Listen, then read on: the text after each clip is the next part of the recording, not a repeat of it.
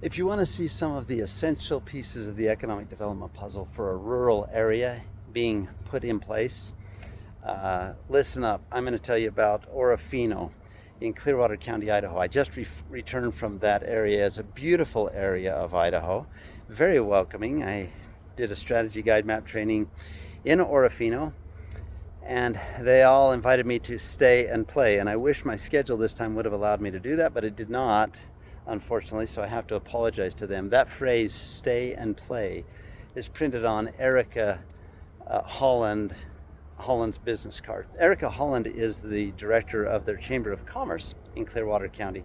Now, this is a county of under 8,000 people, and I found that they have grown membership in that chamber to over 200. That's pretty astounding for a little rural area like this.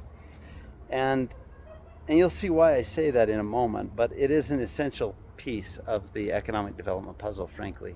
I want to give a big shout out to Randy with Clearwater Economic Development Association. They were a sponsor of the event, and support services, financial services for businesses, and a great resource. And then a huge thank you goes to Susan Jacobson. Now, Susan is the Clearwater County Economic Development Director, but she's also, more importantly, a genuine pour her heart and soul into her work champion for small businesses and economic development. She also is a representative with the Small Business Development Center there in Idaho. And her office hosted the event and was the sponsor and host of this event. Without her, none of this would have happened.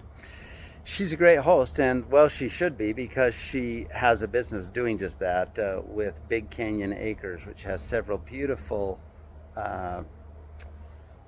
wedding and event venues that I was fortunate to be able to see. I left, and as I drove home, I thought about the pieces of the puzzle that you have to put in place, and they're doing pretty well with some essential and foundational pieces there. For example, when you can get the business community all together so that you can help them engage with each other and be engaged with resources that are provided to support them in their efforts, that's pretty foundational. And Erica's work and others, I'm sure, at the Chamber have done a great job with that. Then you have resource providers in a community that really care, and it's not just their job, it's their passion, and they've got that. They've got the right people in the right places there.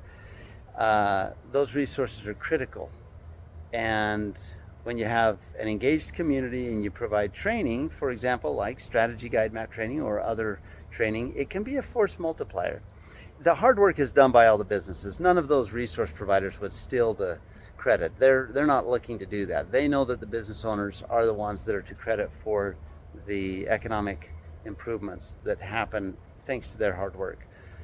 But when you can provide services to them and resources and training that become a force multiplier, enhancing what they're doing, they're already working hard, for example, but give them strategy guide map training, principles of strategy that they can undergird their efforts with, and then suddenly their efforts have a much greater ROI. And so I've seen it with hundreds of businesses across the country, and they have things in place. You've heard the phrase, it's just a drop in the bucket. Well, you might have thought of it in a negative connotation, but I'll tell you, it doesn't have to be a negative connotation. A drop in the bucket is a drop in the bucket, and many drops in the bucket actually fill the bucket.